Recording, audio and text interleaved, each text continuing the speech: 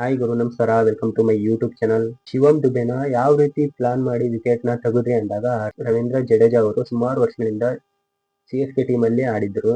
ಆ ಟೈಮಲ್ಲಿ ನೆಟ್ ಟೈಮಲ್ಲಿ ಬೌಲಿಂಗ್ ನ ಶಿವಮ್ ದುಬೆ ಅವರಿಗೆ ಬೌಲಿಂಗ್ ಮಾಡ್ತಾ ಇದ್ರು. ಆ ಟೈಮಲ್ಲಿ ಶಿವಮ್ ದುಬೆ ಅವರು ಯಾವ್ಯಾವ ತರ ಬ್ಯಾಟ್ ನ ಬೀಸ್ತಾರೆ, ಎಲ್ಲಿ ಬೇಗನೆ ಔಟ್ ಹಾಕರೆ ಅನ್ನೋ ಬೌಲಿಂಗ್ ಮೈಂಡ್ ಸೆಟ್ ನ ಜಡೇಜಾ ಅವರಿಗಿತ್ತು.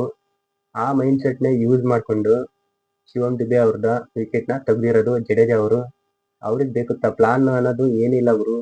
ಅವ್ರು ಇದು ಹಲವಾರು ವರ್ಷದಿಂದ CSK ಟೀಮ್ ಅಲ್ಲಿ ಜೊತೆಯಾಗಿ ಆಡಿರೋರು.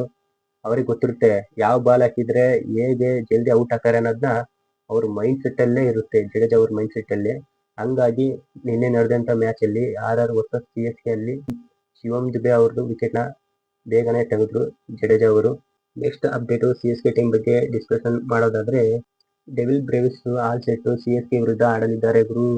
ಹೌದು, ಅಫಿಷಿಯಲ್ ಪ್ರಕಾರ CSK ಅಭಿಮಾನಿಗಳಿಗೆ ಇದು ಗುಡ್ ನ್ಯೂಸ್ ಅಂತಾನೆ ಹೇಳ್ಬೋದು. ಯಾಕಂದ್ರೆ ಮೊನ್ನೆ ನಡೆದಂತ ಮ್ಯಾಚ್ ಅಲ್ಲಿ ನೋಡ್ತಾ ಇದ್ರೆ ಬ್ಯಾಟಿಂಗ್ ಲೈನಪ್ ಬೇಗನೆ ಕುಸಿತು RR ವಿರುದ್ಧ. ಬ್ಯಾಟಿಂಗ್ ಲೈನಪ್ ನಿಂತು ಆಡೋ ಅಂತವ್ರು ಯಾರೇ ಇಲ್ಲ. ಪಾಪ ಬೌಲರ್ ನಿಂತು ಆಡಿರೋದು 42 ರನ್ ನೋಡಿದ್ರೆ, ಇನ್ನಿದ್ದರೆಲ್ಲ ಬೇಗನೆ ಬಂದ್ ಕುಟ್ಲೇನೆ ಹಂಗ ಔಟ್ ಆಗೋದು, ಸ್ವಲ್ಪ ರನ್ ಹೊಡೆಯೋದು ಹಂಗ ಔಟ್ ಆಗೋದು.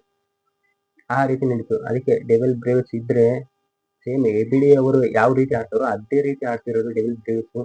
ಕಮ್ಬ್ಯಾಕ್ ಮಾಡ್ತಿದ್ದಾರೆ ಎರಡನೇ ಮ್ಯಾಚ್ಗೆ. ಕಾದ್ ನೋಡ್ಬೇಕು ಯಾವ ರೀತಿ ಆಡ್ತಾರೆ RCB ವಿರುದ್ಧ.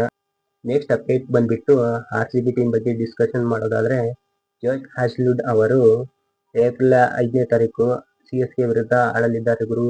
ಅಫಿಷಿಯಲ್ ರಿಪೋರ್ಟ್ಸ್ ನ ಪ್ರಕಾರ ಬಂದಿರೋದು ಜೋಶ್ ಹ್ಯಾಸ್ಲ್ವುಡ್ ಅವರು ಅವೈಲೇಬಲ್ ಇದ್ದಾರೆ ಆ ಮ್ಯಾಚಿಗೆ.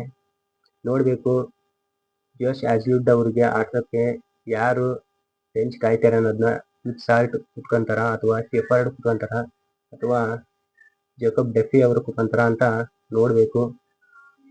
ಯಾಕಂದ್ರೆ ಫಾರಿನ್ ಪ್ಲೇಯರ್ಸ್ 4 ಜನ ಅಷ್ಟೇ ಆಡ್ತಿರೋದು. ಹಂಗಾಗಿ ಯಾರನ್ನ ರೆಸ್ಟ್ ಮಾಡಿಸ್ತಾರೆ ಅನ್ನೋದನ್ನ ಕಾದ್ ನೋಡ್ಬೇಕು. CSK ವರ್ಸಸ್ RCB ಮ್ಯಾಚ್ ಅಲ್ಲಿ RR ವರ್ಸಸ್ CSK ಮ್ಯಾಚ್ ನಡೀತು. ಅದರಲ್ಲಿ Rajasthan Royals first toss win ಆಗಿ ಬೌಲಿಂಗ್ ನ ತಗೊಂತಾರೆ. ಫಸ್ಟ್ ಇನ್ನಿಂಗ್ಸ್ CSK ಬಗ್ಗೆ ನೋಡೋದಾದ್ರೆ, CSK ಅವರು ಬೇಗನೆ ವಿಕೆಟ್ ಕೊಟ್ಟು ಔಟ್ ಆಗ್ಬಿಡ್ತಾರೆ ಗುರು. ಇದೇನಿದು MS ಧೋನಿ ಇಲ್ಲ ಟೀಮು ಪಾತಾಳಕ್ಕೆ ಇಳಿತು ಅಂತಾರಲ್ಲ, ಆ ತರ ಆದವರು.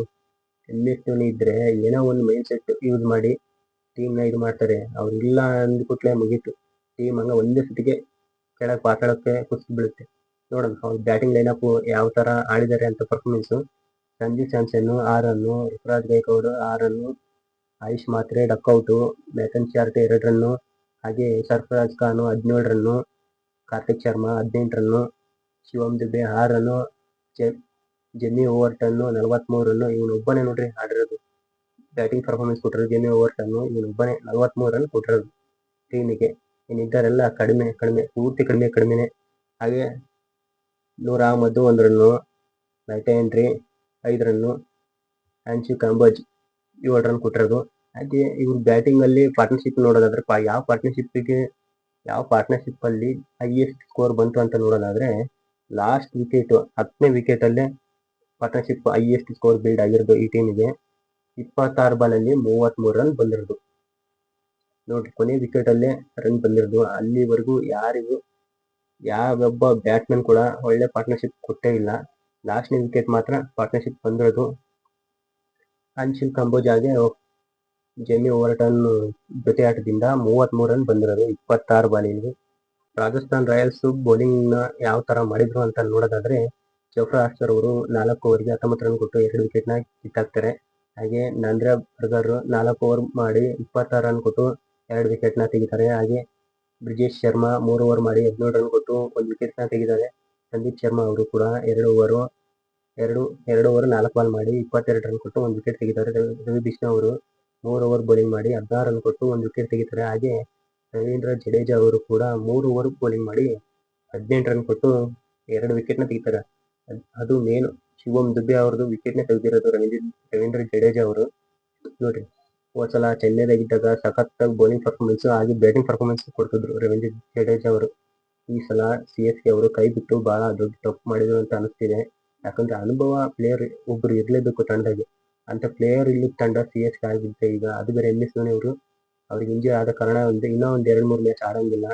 ಕಾದ್ ನೋಡಬೇಕು.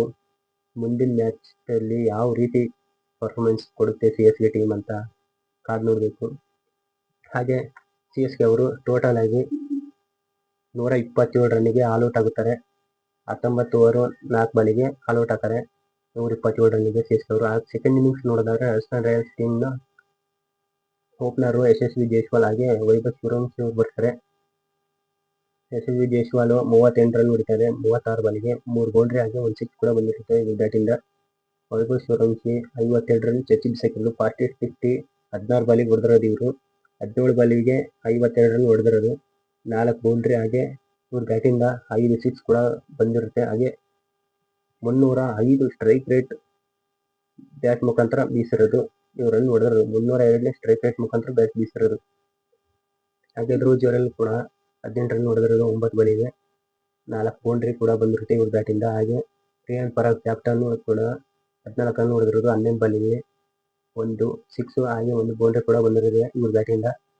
CSK ಬೌಲಿಂಗ್ ಪರ್ಫಾರ್ಮೆನ್ಸ್ ಅಂತದ್ದು ನೋಡೋ ಅಂಥದ್ದು ಏನಿಲ್ಲ. ಒಬ್ಬನೇ ಬೌಲರ್ ಚೆನ್ನಾಗಿ ಮಾಡಿರೋದು ಅಂಚಲ್ ಕಾಂಬೋಜಿ ಅವರು. 3 ಓವರ್ಗೆ 27 ರನ್ ಕೊಟ್ಟು 2 ವಿಕೆಟ್ ತೆಗೆದಿದ್ದಾರೆ. 128 ರನ್ಗೆ ಟಾರ್ಗೆಟ್ ಇರುತ್ತೆ ರಾಜಸ್ಥಾನ್ ರಾಯಲ್ಸ್ಗೆ. 12 ಓವರ್ 1 ಬಾಲಲ್ಲಿ ಹೊಡೆದು ಫಿನಿಶಿಂಗ್ ಟಚ್ ಕೊಡ್ತಾರೆ. 8 ವಿಕೆಟ್ಗಳ ಭರ್ಜರಿ ಜಯ ರಾಜಸ್ಥಾನ್ ರಾಯಲ್ಸ್ಗೆ.